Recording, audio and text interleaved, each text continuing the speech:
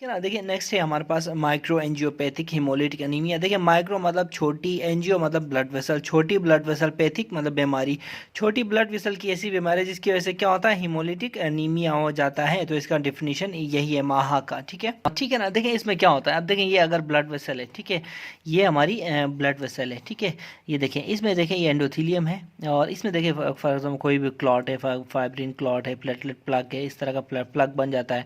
अब जब थ्रोम्बस की बात कर रहा हूँ, ठीक है ना, अब इस तरह का जब थ्रोम्बस बन जाता है तो क्या होता है, ठीक है ना, तो ये थ्रोम्बस जो होता है ये होता क्या है, प्लेटलेट थ्रोम्बस भी हो सकता है, या फिर प्लेटलेट प्लस फाइब्रिन थ्रोम्बस भी हो सकता है, प्लेटलेट प्लस फाइब्रिन थ्रोम्बस भी हो सकता है, ये खाली प्लेटलेट थ्रोम्बस भी हो सकता है, या फिर प्लेटलेट प्लस फाइब्रिन थ्रोम्बस भी हो सकता है। ठीक है, तो अब जब आरबीसी बेचारी ऐसे आती है ना, आरबीसी ऐसे गुजरती है, अब यहाँ से गुजरती है, तो ये फिर इस तरह की इसकी शेयरिंग हो जाती है इस आरबीसी की, ठीक है ना, तो इसको जिसकी वजह से फिर क्या होता है, इंट्रावेस्कुलर हिमोलिसिस होता है। ठीक है ना, इनको हम क्या कहते हैं पता है, शिस्टोसाइट्स बोलते हैं इनको, शेयरिंग हो जाती है, इनको हम शिस्टोसाइट्स, याद रखें, शिस्टोसाइट्स आर हॉलमार्क, हॉलमार्क होते हैं, ये किसके हॉलमार्क होते हैं, माइक्रोएंजियोपैथिक हेमोलिटिक एनीमिया के। ठीक है, ठीक है ना। देखिए ये कॉमन सेंस है, ऑलरेडी माइक्रो एंजियो है, यानी कि ब्लड वेसल खुद ही एक स्मॉल ब्लड वेसल है, माइक्रो एंजियो है, इसमें फिर ऊपर से थ्रोम्बस भी बना हुआ है, तो ये आरबीसी बेचारी जाएगी, इसके थ्रू जाएगी, तो ये कट के ऐसे शेयर हो जाएगी ना। ठीक है, तो इसको ऐसे आपने अंदाज़ा लगाना है। ठीक है, तो जब शिस्टोसाइट्स बनते हैं तो वो हॉलमार्क होता है किसका, माइक्रो एंजियोपैथिक हेमोलिटिक एनीमिया का। अब देखें ये माइक्रो एंजियोपैथिक हेमोलिटिक एनीमिया जो है ये कहाँ कहाँ होगी, ठीक है ना। जो पहला जो केस है जिसमें माहा हो सकती है वो है टीटीपी। टीटीपी इस थ्रोम्बोटिक थ्रोम्बोसाइटोपेनिक परपरा। ठीक है ना, इसको हम मैं लिखता हूँ यहाँ पे थ्रोम्बोटिक थ्रोम्बोसाइटोपेनिक परपरा। ठीक है, थ्रोम्बोटिक थ्रोम्बोसाइटोपेनिक परपरा, ये जो थ्रोम्बोटिक थ्रोम्बोसाइटोपेनिक परपरा है इसमें माइक्रो एंजियोपैथिक हेमोलिटिक एनीमिया होती है। होता क्या है इसमें, यही बात है, आरबीसी जो प्लेटलेट प्लग हो, ये प्लेटलेट प्लग सा बनता है। ठीक है, जब प्लेटलेट प्लग बनता है, आरबीसी गुजरती है, तो शिस्टोसाइट्स बनते हैं। ठीक है, असल में टीटीपी में होता क्या है, एडम्स TS13, ये जो इंजाइम है ना ये नहीं होता, ठीक है ना, बॉडी में। ठीक है ना, तो जब ये एंजाइम डेफिशिएंट होता है ना, तो प्लेटलेट प्लग, हमने कहा था ना, याद रखें, प्लग, ये जो थ्रोम्बस होता है ये प्लेटलेट थ्रोम्बस भी हो सकता है, प्लेटलेट प्लस फाइब्रिन थ्रोम्बस भी हो सकता है।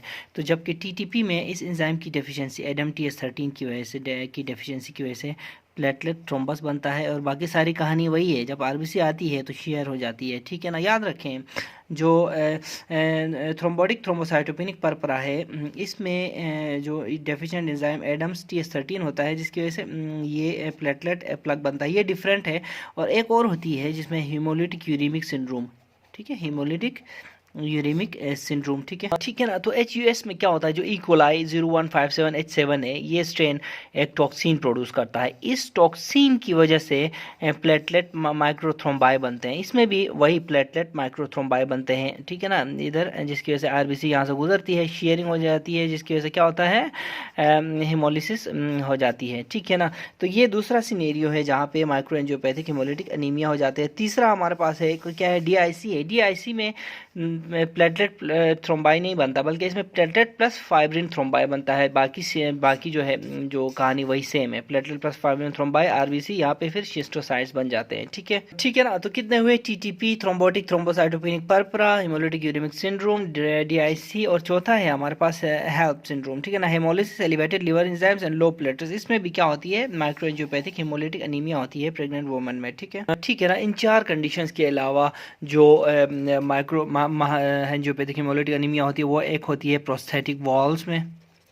ठीक है ना, प्रोस्थेटिक जो वॉल्स हैं, ठीक है ना, इसमें क्योंकि ये क्या करते हैं, ये वॉल्स क्रश करते हैं आरबीसीज को। ठीक है ना, दूसरा क्या, जो एओर्टिक स्टीनोसिस होती है, इसमें भी वो जो ना जो है ना, जो वॉल्व है, एओर्टिक वॉल्व है, ये क्रश करता है आरबीसीज को, क्योंकि ये कैल्सिफाइड होता है ना। ठीक है, स्टीनोटिक कैल्सिफाइड वॉल्व होता है, तो ये भी क्रश करता है। इनमें भी माइक्रो एंजियोपैथिक हेमोलिटिक एनीमिया होती है। याद रखें, जो माइक्रोथ्रोम्बाई अब बनते हैं ना, माहा में जो माइक्रोथ्रोम्बाई बनते हैं, वो उनकी वजह से क्या होता है, शिस्टोसाइट्स होते हैं। शिस्टोसाइट्स फिर हमें ब्लड स्मीयर में नज़र आते हैं। ठीक है ना, ब्लड स्मेयर में फिर हमारे पास वही सिस्टोसाइट्स टाइप चीज़ें नज़र आती हैं, हॉलमार्क है।